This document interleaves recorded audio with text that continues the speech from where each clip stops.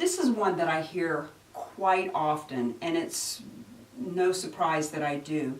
People will say to me, Cami, I'm really shy, like I'm really introverted, and I just don't know what to say to people. I feel really awkward. I'm not like you. I'm not extroverted. I wish that I could be like that.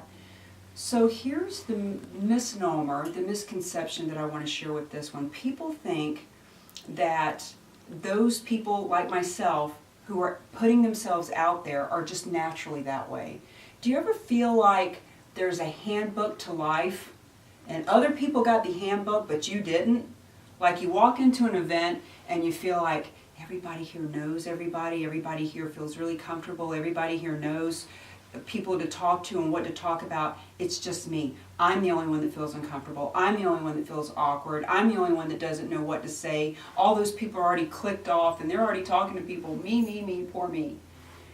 The thing is that networking, NetPLAYing, communicating, bridging the humanity gap, like I like to call it, all of these things can be a learned skill.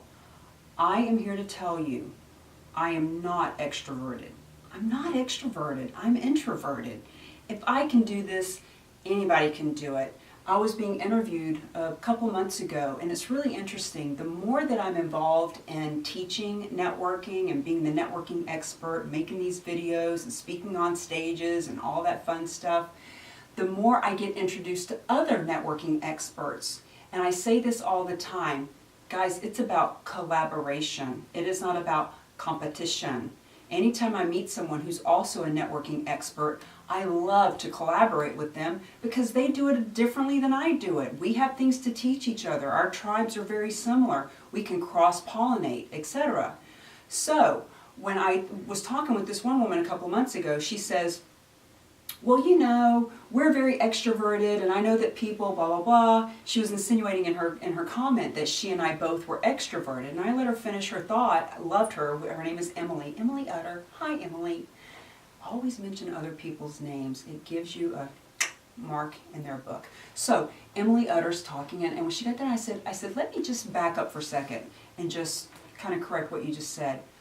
I'm not extroverted. And we were doing a video interview, and I could see her go, really?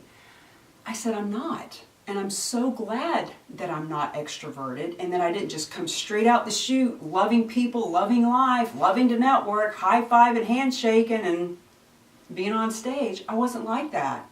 As you know from my story, there was a time when the people that I was hanging out with were more worried about hanging out in a bar or where could they get their next pack of cigarettes or using the F-bomb every other word. I wasn't always like this, whatever this is. I certainly was not extroverted, and if I seemed extroverted, it was more from a place of being aggressive, overly assertive, pushy, arrogant, all of those things. And so the thing is if you are introverted, if you feel kind of shy, look, this isn't about trying to make you someone that you're not. Use that to your advantage. The fact is, you want to have more quality conversations than quantity anyway. If you're shy and introverted, it might be that you're just going to talk to maybe 2 or 3 people at an event, and that's okay.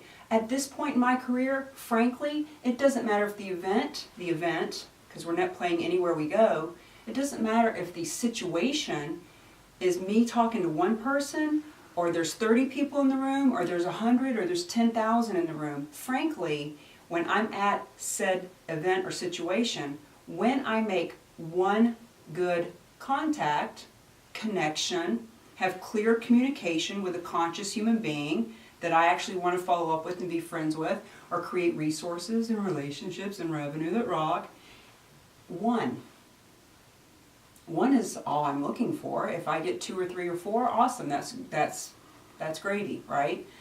So if you feel shy, if you feel like you're introverted and you can't do this and I'll never be like you or whatever, it's not about you being like anyone else. It's about you being you and just stepping into owning who you are, being okay that you're not extroverted, not trying to be extroverted.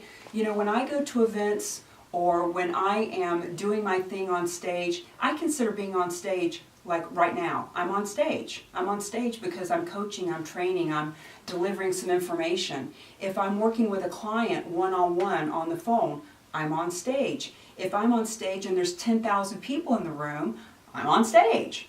So if I'm doing a Facebook Live, I'm on stage. When I go on stage, I turn it on. I turn it on. When I'm out in my daily life, if I'm at the grocery store and I've got all my sweats and my hair pulled up in a ponytail, I'm not on. Like, I'm there to get my groceries and do my thing and run my errands.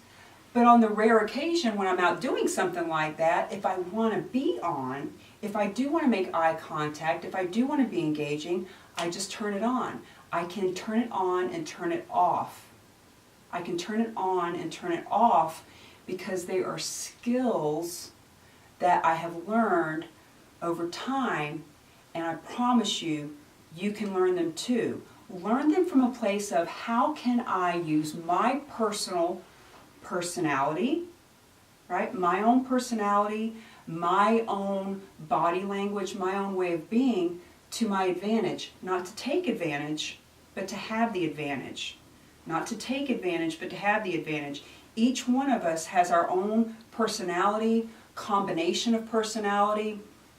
You know, there's 4 distinct personality types. And when you Google that, you may find the red, blue, green, or the dolphin, shark, whatever. There's all different ways of explaining it, but at the end of the day, they're all very basic. There's amiable, there's driver, there's analytical, and there's expressive. 4 distinct personalities. Some of us are exactly one. Some of us are a combination thereof. Some of us are an equal percentage of all. But when we understand our personality, when we love and hug our personality, respect our personality, and are okay with that and just settle into it, now we can use who we are to our advantage when we are out in the marketplace.